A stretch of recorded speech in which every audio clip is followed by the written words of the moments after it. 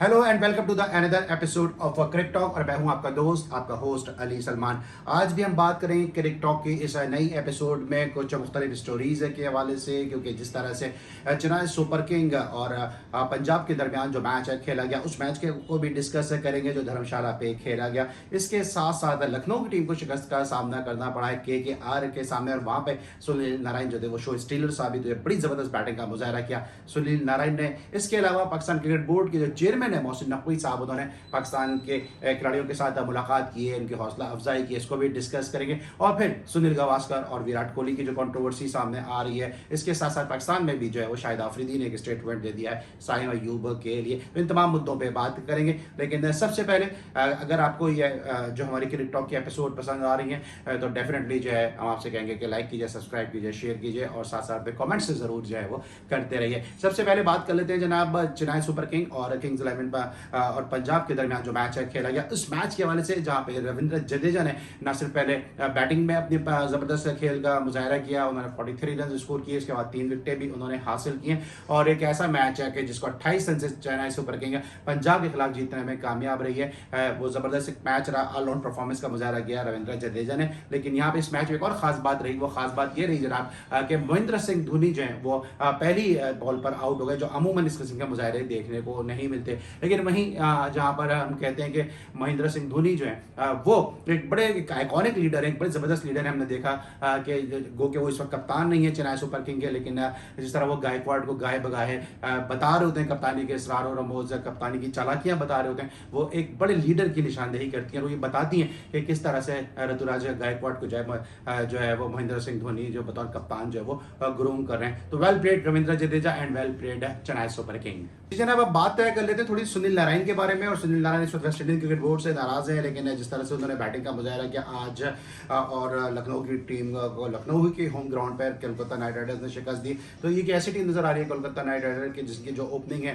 Opening पे बड़ी जबरदस्त परफॉर्मेंस दी है और बड़ी जबरदस्त परफॉर्मेंस दी है। सॉल्ट ने इब्तदा में जिस तरह से उन्होंने धुआंधार बैटिंग खेली, इस तरह से उन्होंने आगे चौकों की बरसात की, इस तरह उन्होंने अपना फ्लक्स छक्का भी लगाया। साथ साथ सुनील नारायण ने जिस तरह से बैटिंग की, बड़ी जबरदस्त बैटिंग की और सुनील नारायण ने साबित कर दिया कि अगर उनकी वेस्ट इंडीज क्रिकेट बोर्ड से नाराजगी नहीं होती या वेस्ट इंडीज क्रिकेट बोर्ड का पार्ट बनने में इंटरेस्टेड होते या मना नहीं करते वेस्ट इंडीज की क्रिकेट टीम को, तो डेफिनेटली जो वेस्ट इंडीज की टीम है वो इस वर्ल्ड कप में एक बड़ी खतरनाक टीम बनकर सामने आती। वैसे भी उनका स्क्वाड बहुत अच्छा है, लेकिन अगर सुनील नारायण जैसे प्लेयर की ऑलराउंडर की मौजूदगी होती तो यकीनी तौर पर सुनील नारायण की मौजूदगी जो है वेस्ट इंडीज को किसी भी टीम के लिए जो है वो तरने वाला साबित होने नहीं देती है। एक और स्टोरी के हवाले से बात करते हैं, सुनील गावस्कर और विराट कोहली के हवाले से कंट्रोवर्सी सामने आ रही है और विराट कोहली मुझे समझ में नहीं आता कि क्या इन दोनों के दरमियान आपस के मसाइल हैं, क्या दिल्ली और मुंबई की जो राइवलरी है वो चीज़ है, या और भी कोई दरूने खाना ऐसे मसाइल हैं, क्योंकि मुसलसल जो है सुनील गावस्कर जो है विराट कोहली के हवाले से गुफ्तगू करते हुए नजर भी आते हैं और फिर विराट कोहली भी उसका जवाब देते नजर आते हैं। और अब जो कमेंट्री के दौरान जो कमेंट दिया था सुनील गावस्कर ने उनके स्ट्राइक रेट के हवाले से, उनके स्पिन बॉलिंग का खेलने के बारे में, उसका सुनील नारायण ने जवाब दिया और फिर विराट कोहली के इस जवाब पे जो है सुनील गावस्कर ने कहा कि अगर आपको परवाह नहीं है तो फिर आप जो है वो जवाब दे क्यों नहीं। लेकिन डेफिनेटली जब आपके कान में आवाज़ें पड़ती हैं social media, electronic media, print media से, जब आपके कान में आवाज़ें आती हैं तो आपको उसका जवाब देना बनता भी है। लेकिन दोनों ही बड़े खिलाड़ी हैं, दोनों ही ने भारत के लिए बहुत परफॉर्मेंस दी है, दोनों पे ही न सिर्फ भारत बल्कि दुनिया क्रिकेट जो है वो फख्र करती है। तो बार बार इस किस्म के स्टेटमेंट आने नहीं चाहिए, ना ये शोभा देता है ना ये जेब देता है सुनील गावस्कर को कि वो बार बार जो है विराट कोहली जैसे जूनियर के ऊपर, जो उनसे जूनियर है उन पे कमेंट करें, ना विराट कोहली की आपको ये बात जेब देती है कि विराट कोहली बार बार सुनील गावस्कर को जवाब दें, क्योंकि उन्होंने एक जनरल जवाब दिया है लेकिन सुनील गावस्कर ने शायद इस जवाब को अपने दिल पे ले लिया है। तो ये इस किस्म की बातें जो है वो अच्छा नहीं लगता है, सीनियर और जूनियर जो है वो एक दूसरे के आमने सामने आके खड़े हों। लेकिन जनाब अब आज एक और भी जो है वो पेशरफ तो ये हुई है कि मोहसिन नकवी साहब ने पाकिस्तान क्रिकेट बोर्ड के प्लेयर से मुलाकात की है। उन्होंने रिजवान को स्पेशल एक जर्सी दी, उनके 3000 रन होने पर 100 विकेट लेने पर जो है वो नसीम शाह को भी उन्होंने जो है वो एक जो है स्पेशल एक जर्सी दी और कहा है कि अगर आप वर्ल्ड कप जीत कर आ जाते हैं तो $1 लाख जो है वो हर प्लेयर को दिए जाएंगे। साथ साथ उन्होंने ये भी कहा कि जो हार है वो मोहसिन नकवी साहब की होगी और जो जीत है वो टीम की होगी। मोटिवेट कर रहे हैं मोहसिन नकवी साहब, अब देखने के इस मोटिवेशन से कितना फायदा उठाती है पाकिस्तान की टीम। लेकिन ये हकीकत है कि पाकिस्तान की टीम इस वक्त ग्रुपिंग का शिकार नजर आ रही है और यही वजह है कि मोहसिन नकवी को कहना पड़ा कि शाहिद आफरीदी हमारा जो है वो की प्लेयर और शाहिद आफरीदी से हमें बहुत तवक्कात है। उन्होंने मोहम्मद आमिर के लिए क्यों नहीं कहा, उन्होंने हारिस रऊफ के लिए क्यों नहीं कहा, उन्होंने नसीम शाह के लिए क्यों नहीं कहा, उन्होंने सिर्फ जो है वो शाहिन शाह अफरीदी के लिए क्यों कहा, ये एक बहुत बड़ा सवालिया निशान है जो इस बात की बू दे रहा है कि जनाब टीम में कुछ ना कुछ खिचड़ी पक रही है। और अब बात कर लेते हैं साइम अय्यूब के हवाले से। साइम अय्यूब के हवाले से बहुत ज़्यादा जो है वो बात की जा रही है और बात ये की जा रही है जनाब कि उनकी परफॉर्मेंस में कंसिस्टेंसी नहीं है, जितने उनको चांसेस मिल रहे हैं उसका वो फ़ायदा नहीं उठा रहे हैं। और साइम अय्यूब शायद पाकिस्तान के चंद खुशनसीब बेहतरीन प्लेयर में शामिल हैं कि जब उनका पाकिस्तान सुपर लीग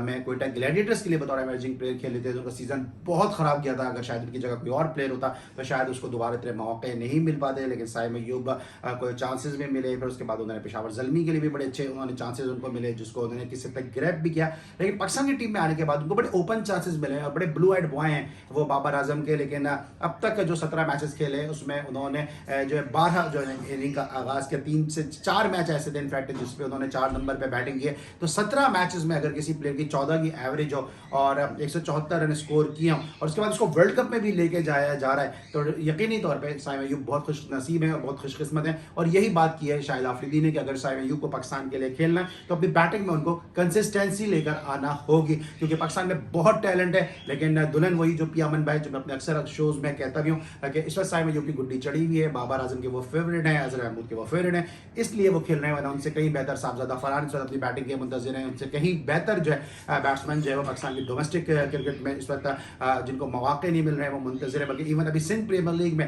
जो है वो कई ऐसे प्लेयर नजर आए कि जिनको चांसेस नहीं मिल रहे हैं, लेकिन अगर उनको चांसेस मिले, उनको टैलेंट को ग्रूम किया जाए तो वो मजीद बेहतर बैट्समैन बनके साबित हो सकते हैं और सामने आ सकते हैं। साइम अय्यूब साहब, ये आपके लिए आखिरी मौका, अगर आपने इस वर्ल्ड कप में भी परफॉर्मेंस नहीं दी, अगर आप 15 रुकनी स्क्वाड में शमूलियत हासिल कर लेते हैं तो फिर आपके लिए आगे बहुत ज़्यादा मसाइल सामने आने वाले हैं। तो क्रिक टॉक की आज के एपिसोड में बस इतना ही। अगर आपका एपिसोड पसंद आई है तो लाइक कीजिए, सब्सक्राइब कीजिए, शेयर कीजिए और साथ साथ कमेंट्स ज़रूर कीजिए, क्योंकि आपका फीडबैक ही जो हमें मुख्तलिफ टॉपिक्स के हवाले से बात करने पर जो है वो मोटिवेट भी करता है और हमें इस बात की आगाही देता है कि किन टॉपिक्स पे आप गुफ्तगू सुनना चाहते हैं। अली सलमान को क्रिक टॉक से इजाज़त दीजिए, अपना बहुत ख्याल रखिए, बाय बाय।